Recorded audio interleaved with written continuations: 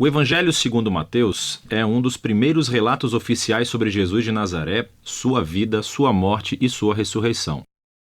O livro em si é anônimo, mas a tradição confiável mais antiga aponta para Mateus, o cobrador de impostos que foi um dos 12 apóstolos que Jesus nomeou, e ele realmente aparece dentro do próprio livro.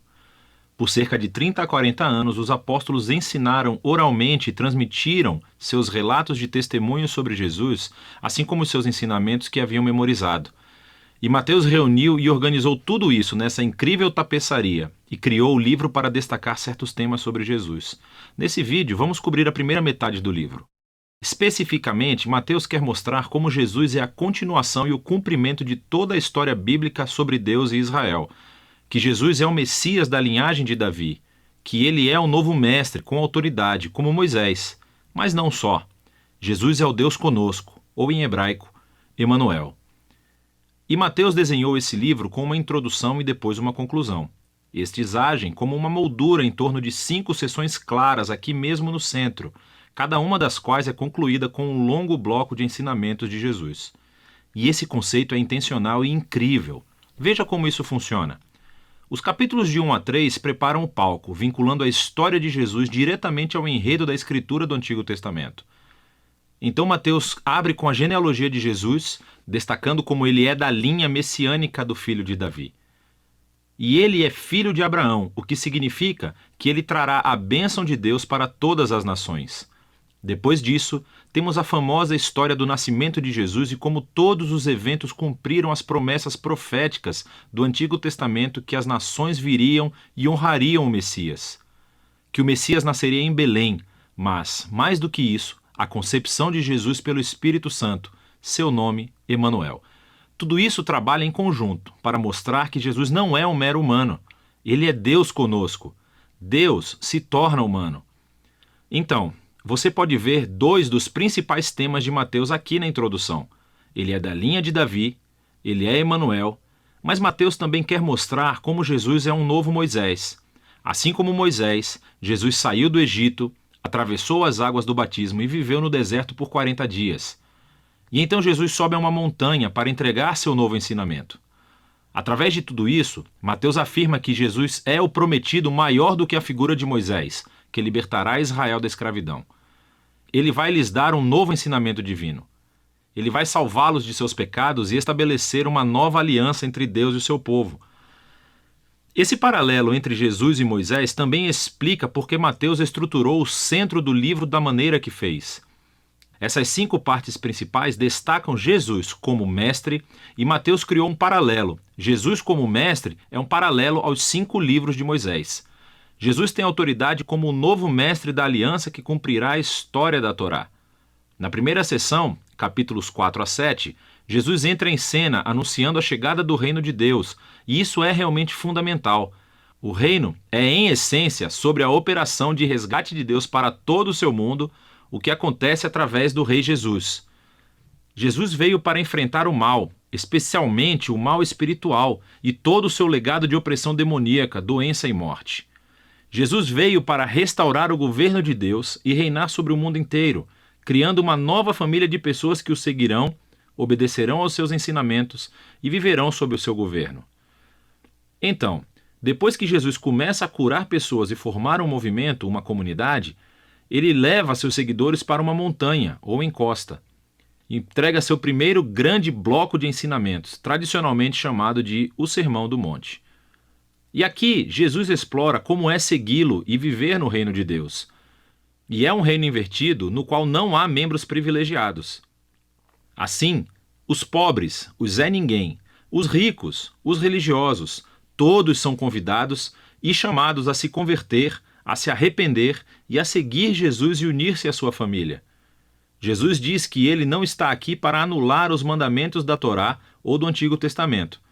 Em vez disso, ele está aqui para cumprir tudo isso através da sua vida, através dos seus ensinamentos. Ele está aqui para transformar os corações do seu povo, para que eles possam verdadeiramente amar a Deus e amar o próximo, incluindo seus inimigos. Depois de concluir o seu grande ensinamento sobre o reino, a próxima sessão mostra Jesus trazendo o reino à realidade no dia a dia das pessoas. Então, Mateus reuniu aqui 9 histórias sobre Jesus trazendo o poder do reino de Deus para as vidas de pessoas desvirtuadas.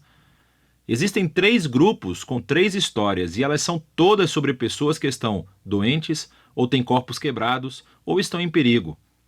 E Jesus as cura ou salva por esses atos de graça e poder. E então, bem no meio dessas tríades, encontramos 2 histórias paralelas sobre o chamado de Jesus para que as pessoas o seguissem. E aqui Mateus está enfatizando algo: que somente é possível experimentar o poder da graça de Jesus se decidir segui-lo e tornar-se seu discípulo. Depois de Mateus ter mostrado o poder do reino através de Jesus, Jesus estende o seu alcance, enviando os 12 discípulos que farão o que ele tem feito. E isso leva ao segundo grande bloco de ensinamentos, o capítulo 10. E aqui Jesus ensina seus discípulos a anunciar o reino e o que esperar quando o fizerem. Muitos entre Israel estão aceitando a Jesus e a sua oferta do reino, mas os líderes de Israel não. Eles perderão muito ao se arrependerem e se tornarem discípulos de Jesus. E então Jesus sabe que eles o rejeitarão e perseguirão os seus seguidores. O que é exatamente o que acontece na próxima sessão, capítulos 11 a 13. Mateus reuniu um grupo de histórias sobre como as pessoas respondem a Jesus e a sua mensagem. E é tudo misturado. Algumas histórias são positivas, as pessoas amam a Jesus e acham que ele é o Messias. Outras são mais neutras, como João Batista, ou até mesmo os membros da própria família de Jesus, e deixam claro que Jesus não é o que esperavam. Então, aos líderes de Israel, que são totalmente negativos, você tem os fariseus e os estudiosos da Bíblia. Todos rejeitam Jesus. Eles acham que ele é um falso mestre, que está levando as pessoas para o caminho errado. Eles pensam que Jesus é uma blasfêmia com essas declarações exaltadas que ele faz sobre si mesmo. Mas Jesus não fica surpreendido ou se abala com essas respostas tão diversas. De fato, ele se concentra nisso no terceiro bloco de ensinamentos no capítulo 13. Aqui, Mateus reuniu um monte de parábolas de Jesus sobre o reino, como um fazendeiro jogando sementes em 4 tipos de solo, ou sobre um grão de mostarda, uma pérola ou um tesouro enterrado. Essas parábolas são como um comentário sobre as histórias que você acabou de ler nos capítulos 11 e 12. Algumas pessoas estão aceitando Jesus com entusiasmo. Outras o estão rejeitando, mas o reino de Deus é de valor supremo e não deixará de se espalhar apesar de todos esses obstáculos. Então, essa é a primeira metade do Evangelho segundo Mateus. Aqui estão mais algumas coisas para analisar enquanto lê esses capítulos. Lembre-se que Mateus está apresentando Jesus como a continuação e o cumprimento da história do Antigo Testamento. Então, procure como ele se entrelaça nas citações do Antigo Testamento. E o que você encontrará é que elas são colocadas em pontos estratégicos da história, explicando mais sobre Jesus e a sua identidade. Então pare, reserve um tempo para pesquisar essas referências e as leia em seu contexto do Antigo Testamento e, na maioria das vezes, você descobrirá conexões muito interessantes. Por fim, preste atenção aos tipos de pessoas que aceitam Jesus e o seguem. E você verá que na maioria das vezes são pessoas que não são importantes, não são ninguém ou não têm religião. E essas são as pessoas que são transformadas pela sua confiança ou fé em Jesus e seguem-no. E são os religiosos e os orgulhosos que são ofendidos por ele. Então, como é que essa tensão entre Jesus e os líderes de Israel se manifestará?